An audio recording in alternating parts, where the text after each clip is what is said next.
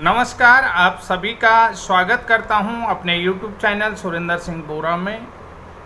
साथियों, आज का जो वीडियो है वो काफ़ी महत्वपूर्ण होने जा रहा है और आपको ये समझने का भी प्रयास करना पड़ेगा कि आखिर डिस्टेंस लर्निंग मोड से प्रशिक्षण की आवश्यकता क्यों पड़ी और क्यों वैलिड प्रशिक्षण को यानी कि NIVAS DLED हो, NIVAS DLED को क्यों अमान्य करार दिया था और क्यों इसको जो है कि अवैध डिग्री बना दिया है। तो ये सारी चीज़ें मैं इस वीडियो में विस्तार से आपको बताऊंगा और समझने की भी आवश्यकता है कि जितने भी मेरे NIVAS DLED वाले साथी हैं और जितने भी B.Ed प्रशिक्षित साथी हैं और जितने भी DLED प्रशिक्षित साथी हैं, मैं चाहूँगा कि आप इस सारे प्रशिक्षण प्रक्रिया को समझें कि ये प्रशिक्षण प्रक्रिया की आवश्यकता क्यों पड़ी और क्यों यहाँ पर आज जो NIVAS DLED की आवश्यकता पड़ी और क्यों NIVAS DLED वाले संघर्ष कर रहे हैं और प्राइवेट स्कूल में टीचर क्वालिफिकेशन का मानक क्या है। जो प्राइवेट स्कूलों में टीचर क्वालिफिकेशन का मानक जो क्या है और RT एक्ट 2009 के बाद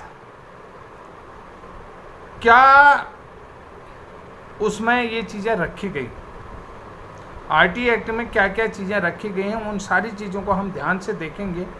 सबसे पहले हम बात करते हैं एक शिक्षक की। देखिए, शिक्षक टैलेंट वाला हो या टैलेंटेड हो, ये आप सभी लोग कहते हैं कि टीचर अच्छा है।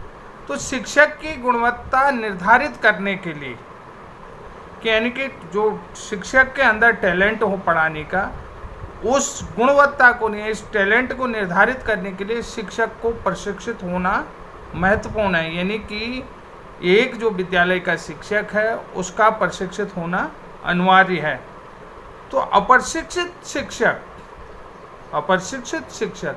शिक्षक के अच्छे कौशल को समझने से वंचित रह जाते हैं कि यानी कि अनट्रेंड टीचर जो होता है कि उसमें अच्छे टीचर के कौशल नहीं हो सकते। कहने का मतलब ये है, तो शिक्षक या शिक्षण जो शिक्षक का शिक्षण एक ऐसा पेशा है जिसमें शिक्षार्थी में अच्छे गुणों को विकसित करने के लिए विशिष्ट भावनाओं और कौशलों का विकास करना आवश्यक होता है। यानी कि स्किल्स, बच्चे की स्किल्स को डेवलप तब करेगा शिक्षक जब खुद जो है कि शिक्षक के अंदर टैलेंट होगा। शिक्षक के अंदर टैलेंट होगा तो उसका जो भी स्टूडेंट होगा वो टैलेंटेड अपने आप ही होगा। तो ये सुनिश्चित करने के लिए सभी अप्रशिक्षित शिक्षक अपेक्षित योग्यता प्राप्त करें। सर्व शिक्षा द्वारा यानी सर्व शिक्षा SSA के द्वारा, सर्व शिक्षा अभियान द्वारा उन शिक्षकों के लिए निर्धारित समय अवधि का प्रशिक्षण प्रावधान किया गया। यानी कि सर्व शिक्षा अभियान के माध्यम से उन शिक्षकों को जो अप्रशिक्षित शिक्षक थे कि उनके लिए, अब देखिए यहाँ पर क्या बात कर रहा हूँ, SSA द्वारा शिक्षकों के लिए निर्धारित समय अवधि का प्रशिक्षण का प्रावधान करता है जिन्होंने अपनी ज्वाइनिंग से पहले कोई प्रशिक्षण प्राप्त नहीं किया है। यानी कि देखिए, मैंने यहाँ पर प्राइवेट स्कूलों में मानक क्या रखे जाते थे कि प्राइवेट स्कूल में देखिए कोई MSc मैथ्स वाला है, MSc साइंस फिजिक्स वाला है, MSc केमिस्ट्री वाला है, MSc जियोलॉजी वाला है। तो ऐसे शिक्षकों को, साइंस के टीचर को, उन्हें जो है कि B.Ed या BTC इसकी किसी की आवश्यकता नहीं थी, सीधे रखते थे। तो ऐसे में देखिए यहाँ पर देखा जिन्होंने अपनी ज्वाइनिंग से पहले कोई भी प्रशिक्षण प्राप्त नहीं किया है, लेकिन अब देखिए कि इनका जो प्रशिक्षण का प्रावधान किसने तैयार किया, SSA ने सर्व शिक्षा अभियान के द्वारा। यह प्रशिक्षण, लेकिन यह प्रशिक्षण NCT द्वारा निर्धारित अपेक्षित प्रशिक्षण योग्यता के समान माना जा सकता है कि अब जो है कि सर्व शिक्षा अभियान के माध्यम से जो भी प्रशिक्षण दिया जाएगा कि वो NCT द्वारा निर्धारित अपेक्षित प्रशिक्षण योग्यता, यानी कि जो NCT द्वारा रेगुलर प्रशिक्षण किया जाए उस योग्यता के यानी कि समान माना जाएगा, उसके बराबर तो नहीं लेकिन समान माना जा सकता है, ऐसा प्रशिक्षण का प्रावधान किया गया। किन के लिए? अप्रशिक्षित शिक्षकों के लिए। अब 1 अप्रैल 2010 से प्रभावी, 1 अप्रैल 2010 से क्या प्रभावी हुआ? RTE act. कहाँ? स्कूलों में। 1 अप्रैल 2010 से प्रभावी बच्चों को मुफ्त और अनिवार्य शिक्षा अधिकार अधिनियम 2009 की अधिसूचना के बाद, देखिए बहुत जगह लिखा होगा आरटीई एक्ट 2010 कि यानी 1 अप्रैल 2010 से जो है कि ये प्रभावी हो गया, यानी कि ये जो है कि लागू हो गया। कौन सा? आरटीई एक्ट 2009 की अधिसूचना के बाद यह अनिवार्य है कि प्राथमिक स्तर पर पढ़ाने वाले सभी शिक्षकों को यदि प्रशिक्षित नहीं हैं, ठीक है, प्राथमिक स्तर पर पढ़ाने वाले सभी शिक्षकों को यदि प्रशिक्षित नहीं है तो 5 साल की अवधि के भीतर प्रशिक्षण योग्यता हासिल करनी होगी। ठीक है भाई, ये प्रावधान बन गया। जब नियम प्रभावी हो गया तो भाई जो अप्रशिक्षित शिक्षक पढ़ा रहे हैं, ठीक है, तो उनको 5 साल के भीतर ये प्रशिक्षण योग्यता हासिल करनी हुई। अब यहाँ पर देखिए क्या चीज़ें आती हैं। अप्रशिक्षित शिक्षकों की संख्या इतनी बड़ी थी कि 5 साल में प्रशिक्षण देना संभव नहीं हो पाया। आपको प्रत्येक चीज़ बता रहा हूँ कि यानी कि अप्रशिक्षित शिक्षकों की संख्या इतनी थी, इनके एंट्रेंट टीचरों की संख्या देश में इतनी थी कि 5 साल में उन्हें प्रशिक्षण नहीं दिया जा सकता है। फिर आरटीई एक्ट 2009 में संशोधन लाया गया, यानी कि 17 अक्टूबर 2017 को क्या है, आरटीई एक्ट में संशोधन लाया गया और प्रशिक्षण योग्यता हासिल करने की अवधि 5 साल से बढ़ा करके 9 साल कर दी गई और 31 मार्च 2019 तक अनिवार्य रूप से सभी एंट्रेंट टीचरों को जो प्रारंभिक शिक्षक प्रशिक्षण योग्यता हासिल करनी होगी। यानी कि सभी एंट्रेंट अप्रशिक्षित शिक्षकों को प्रारंभिक शिक्षकों की प्रशिक्षण योग्यता हासिल करनी होगी। 31 मार्च 2009 निर्धारित समय अवधि में अप्रशिक्षित शिक्षकों की संख्या इतना ज़्यादा होने के कारण उन सभी शिक्षकों को आमने सामने औपचारिक प्रणाली के माध्यम से प्रशिक्षित करना अब संभव नहीं हो सकता था, क्योंकि अप्रशिक्षित भाई औपचारिक और अनौपचारिक रूप से प्रशिक्षण देने के कि डायरेक्ट जो है कि क्लास में 2 साल तक बैठा करके उनको प्रशिक्षण नहीं दिया जा सकता था, तो अब उन्हें अनौपचारिक रूप से open and distance learning system जैसे वैकल्पिक रणनीतियों के माध्यम से इस विशाल कार्य को पूरा करने के लिए एक प्रभावी रणनीति के रूप में लाया जाना अनिवार्य हो गया।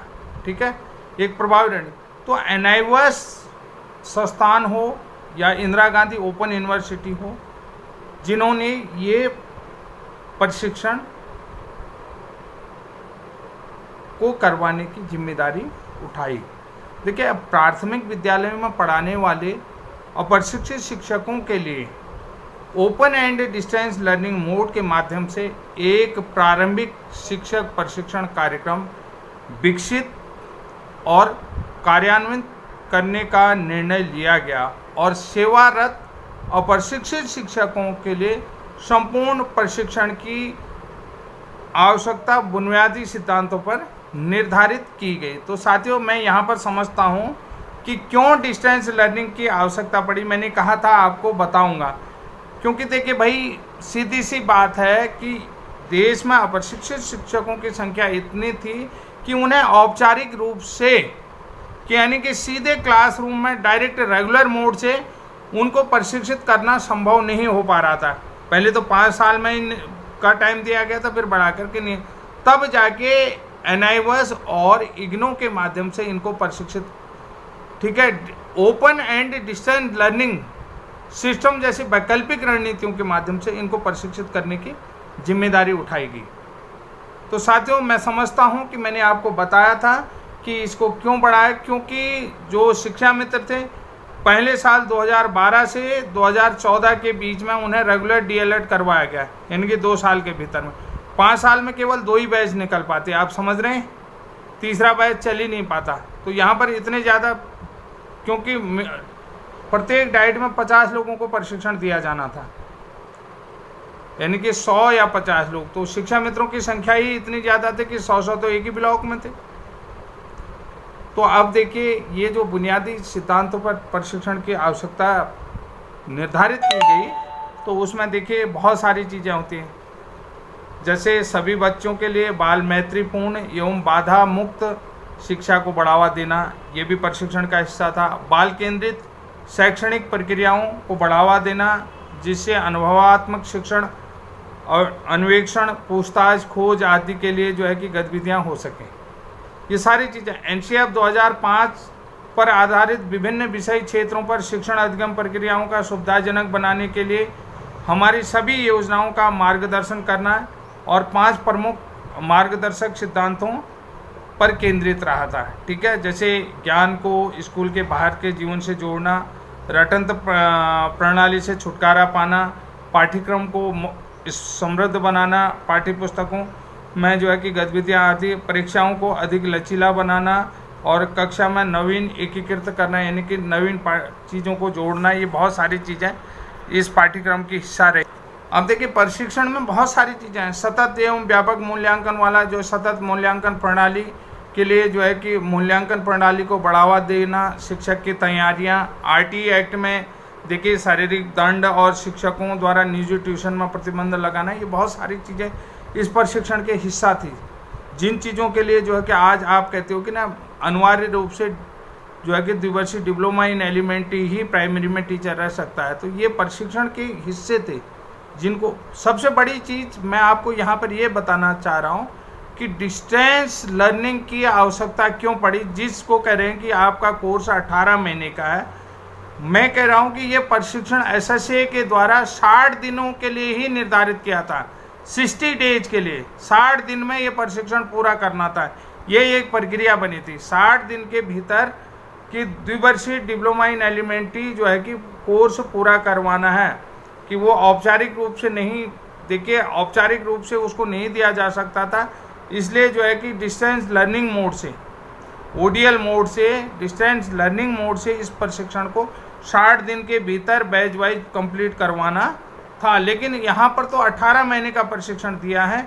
ये देखिए, किसी भी एडवोकेट के माध्यम से बहस का हिस्सा बन सकता है। ये मैं आपको बार बार बता रहा हूँ कि जो एसएसए के द्वारा प्रशिक्षण अवधि तय की गई थी वो 60 दिन की तय की गई थी, लेकिन आपने तो 18 महीने का प्रशिक्षण किया था।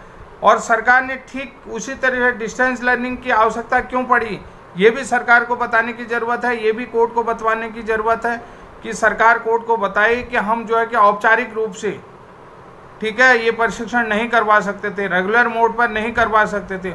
और टीचरों जब आरटीई एक्ट जो है कि प्रभावी हो गया, 2000 निःशुल्क एवं अनिवार्य शिक्षा बाल शिक्षा अधिकार अधिनियम 1 अप्रैल 2010 से प्रभावी हो गया, तो शिक्षकों की गुणवत्ता में सुधार होना बहुत ज़रूरी था, या शिक्षकों को गुणवत्तापूर्वक प्रशिक्षण लेना अनिवार्य हो गया था।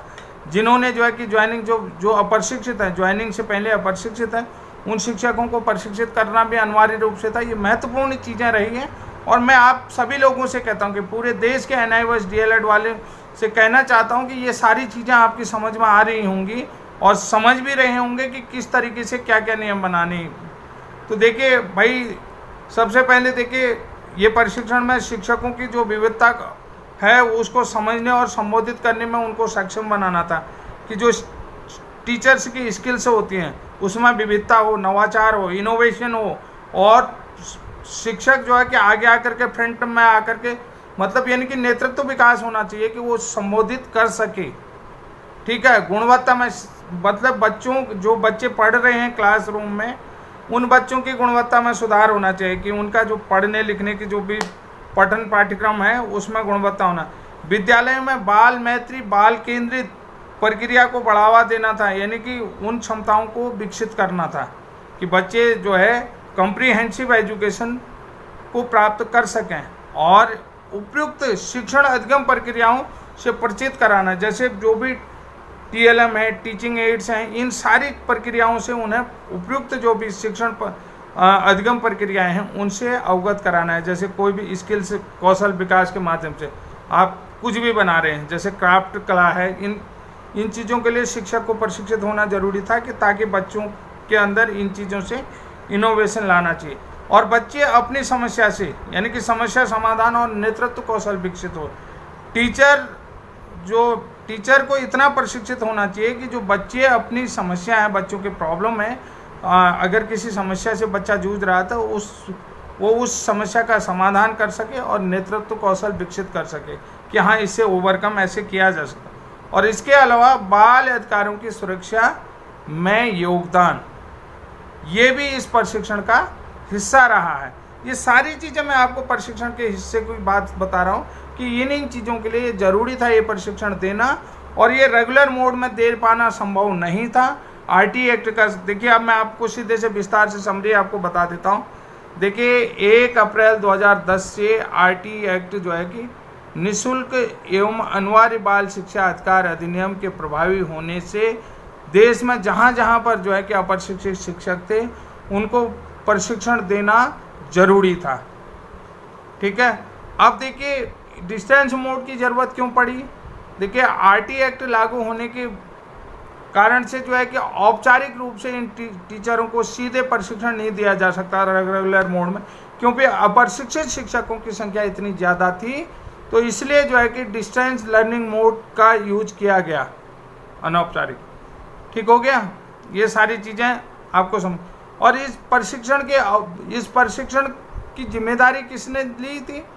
देखिए इस प्रशिक्षण की जिम्मेदारी NCT के द्वारा निर्धारित की गई थी कि जो रेगुलर पाठ्यक्रम है उन पाठ्यक्रम के बराबर बनाने के लिए ये चीज़ें बनाई गई। और ये प्रशिक्षण अवधि सर्व शिक्षा अभियान के द्वारा 60 दिन का कराया गया था, लेकिन इन्होंने 18 महीने का प्रशिक्षण प्राप्त किया गया है। तो ये सारी चीज़ें देखिए, आप देखिए जो चीज़ें सबसे बड़ी चीज़ है कि औपचारिक रूप से प्रशिक्षण दे पाना संभव नहीं था। अप्रशिक्षित शिक्षकों की संख्या इसलिए इतनी ज़्यादा थी। आज आप इनको इनके अधिकारों से वंचित नहीं कर सकते हैं, और मैं आशा करता हूं जितने भी मेरे NIOS DLED वाले साथी हैं इस पूरे डिटेल को समझ गए होंगे। और पूरी डिटेल को अगर आप समझने का प्रयास कर रहे हैं तो निश्चित रूप से इस वीडियो को बार बार देखें और बार बार चीज़ें समझना का प्रयास करें, और अपने एडवोकेट के माध्यम से ये सारी चीज़ें बहस का हिस्सा होनी चाहिए कि क्या क्या चीज़ें हुई, क्या सरकार के द्वारा निर्धारित किया गया और क्या बाद में हुआ। तो आज के लिए इतना ही, तब तक के लिए जय हिंद, जय उत्तराखंड।